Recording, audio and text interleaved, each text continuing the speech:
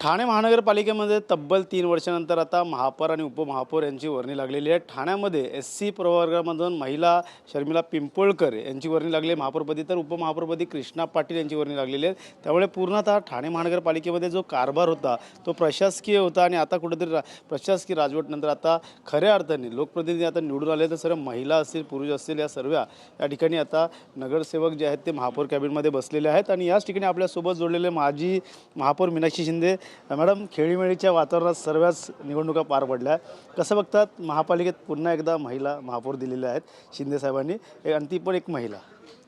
खऱ्या अर्थाने मला असं वाटतं की महिलांचा सन्मान शिवसेना पक्षाने नेहमीच केलेला आहे आणि साहेबांच्या माध्यमातून आम्ही काम करत असताना 50% आरक्षणाचं इम्प्लिमेंट साहेबांनी प्रत्येक वेळी केलेलं आहे। आणि गेल्या 2017मध्ये मी महापौर म्हणून हे महापालिकेत काम केलेलं आहे आणि आज SC प्रवर्गातल्या महिलेला परत एकदा संधी दिली गेलेली आहे। खऱ्या अर्थाने मला असं वाटतं की सगळ्यांना समान हक्क देण्याचा प्रयत्न नेहमीच शिंदे साहेबांच्या माध्यमातून झालेला आहे आणि आज खूप चांगलं वाटते की 4 वर्षाच्या कालावधीनंतर परत एकदा महापालिका मध्ये खऱ्या अर्थाने कामकाज आजपासून चालू झालेलं आहे। कारण महापौर एकदा पीठासीन अधिकारी म्हणून बसले तर खऱ्या अर्थाने कामकाजाला सुरुवात होते। प्रशासन 4 वर्ष काम करत होतं, पण जी कामं रखडलेली होती ती खऱ्या अर्थाने आजपासून सुरुवात होईल। याला पाहिलं तर पाणी प्रश्न असेल, ट्रॅफिक प्रश्न असेल, मेट्रो असेल आणि अनधिकृत बांधकामाच्या संदर्भात असेल, अशा अनेक प्रश्नांना वाचा फोडणार का? कसं बघतात नगरसेवक म्हणून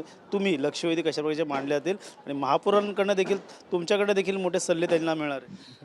मला असं वाटतं ठाणेकरांना भेडसावणारे प्रश्न नेहमीच सभागृहामध्ये सगळ्यांनी मांडलेले आहेत, सर्वपक्षीय लोकांनी मांडलेले आहेत। सत्ताधारी म्हणून आमची पण भूमिका ती असेल की लोकांच्या हिताचं काय आहे आणि ते जाणून घेऊन त्या प्रश्नाला वाचा फोडण्याचा प्रयत्न नक्कीच आम्ही देखील करू। आणि सभागृहातील आता बरीचशी मंडळी नवीन आहेत, तर खऱ्या अर्थाने मला असं वाटतं की सभागृहामध्ये गेल्यानंतर यंग जनरेशन पण आता मोठ्या प्रमाणात त्याच्यामध्ये आहे। त्यांचं विजन मला असं वाटतं की आमच्यापेक्षा वेगळं असू शकतं आणि त्या माध्यमातून ते कामं करतील आणि आपल्या प्रश्नांना वाचा फोडण्याचा नक्कीच प्रयत्न करतील। वरती कशा प्रकारची वचक असणार आहे? खास करून तुमच्या नगरसेवकांची 75 नगरसेवक निवडून आलेले आहेत, MIM देखील यामध्ये आलेली आहेत, त्यांनी देखील खातं उघडलेलं आहे।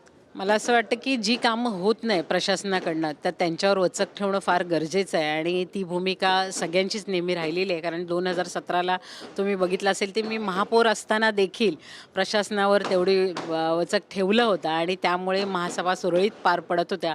तशाच प्रकारे आता देखील आमच्याकडे 76 नगरसेवक आहेत आणि विरोधी पक्षातले पण बरेचसे आहेत। तर सगळ्यांकडून मला असं वाटतं की प्रशासनावर तेवढी, कारण लोकांच्या प्रश्नासाठीच आम्ही लोक भांडणार आहे, स्वतःच्या वैयक्तिक प्रश्नासाठी कोणच भांडणार नाही आहेत। पण ठाण्याचा विकास होणं फार गरजेचं आहे आणि त्या माध्यमातून मला असं वाटतं की सगळे लोक आपले आपले प्रश्न मांडतील। मात्र पाहिलं तर याच ठिकाणी मागच्या वेळेस उद्धव ठाकरे आलेले होते आणि महापौर बसवला होता। का वाटतं येणाऱ्या काळात आता जी संख्या पाहिजे होती ठाकरे गटाची, मात्र एकच नगरसेवक आले?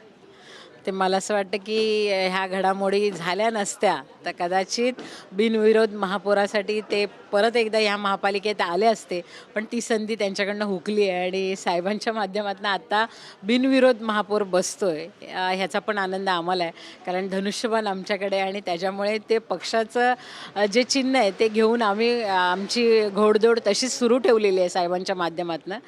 ठीक आहे, जे होतं ते चांगल्यासाठी होतं असं मला वाटतं। वेगळा प्रश्न आहे, सर्वांना वाटतं की क्लस्टर व्हावं, लवकर व्हावं, तो क्लस्टरचा कधीपर्यंत मार्ग पूर्ण होईल? का तर 3 वर्ष आता महापालिकेमध्ये तुम्ही नव्हतात, प्रश्न मांडायला कोण नव्हते, काय वाटतं येणाऱ्या काळात क्लस्टरसाठी? मला असं वाटतं की ठाण्याचा विकास झपाट्याने होत असताना झोपडीमुक्त महापालिका असं काही एक प्रकल्प आपण राबवणार आहोत आणि त्या माध्यमातून क्लस्टरचा प्रश्न ऐरणीवर आलेला आहे आणि बऱ्याच प्रभागात मी जिथे राहते तिथे पण क्लस्टरचा प्रश्न ऐरणीवर आलेला आहे। कारण मेट्रो असेल, टनल असेल, जे काही विकासाची कामं आहेत, शहरीकरण झालेलं आहे मोठ्या प्रमाणात, पण ज्या ठिकाणी झोपडपट्टी राहिलेली आहे त्या ठिकाणी क्लस्टरच्या माध्यमातून त्या लोकांना त्या प्रवाहात आणण्यासाठी हा प्रयत्न होतो आहे आणि मला असं वाटतं ह्या पुढच्या काळामध्ये संपूर्ण ठाणे शहर झोपडपट्टी मुक्त असेल। मीनाक्षी शिंदे माजी महापौर त्यांनी सांगितलं येणाऱ्या काळात ठाणे शहरामध्ये झोपडपट्टी मुक्त असं शहर असणार आहे, त्यामुळे क्लस्टरचा मार्ग असेल, आणि प्रश्न असेल, वाहतूक असेल, अशा अनेक समस्येला घेऊन आता कुठेतरी महापौर जे बसणार आहेत त्यांच्याकडनं सोडवले जातील, तसेच लक्षवेधी देखील नगरसेवकांकडून मांडले जातील। त्यामुळे येणाऱ्या काळात आता ठाण्यात कशाप्रकारे बदल होईल हे देखील पाहणं गरजेचं राहणार आहे। कॅमेरा अथर्व सह गणेश सुराट, TV9 मराठी, ठाणे।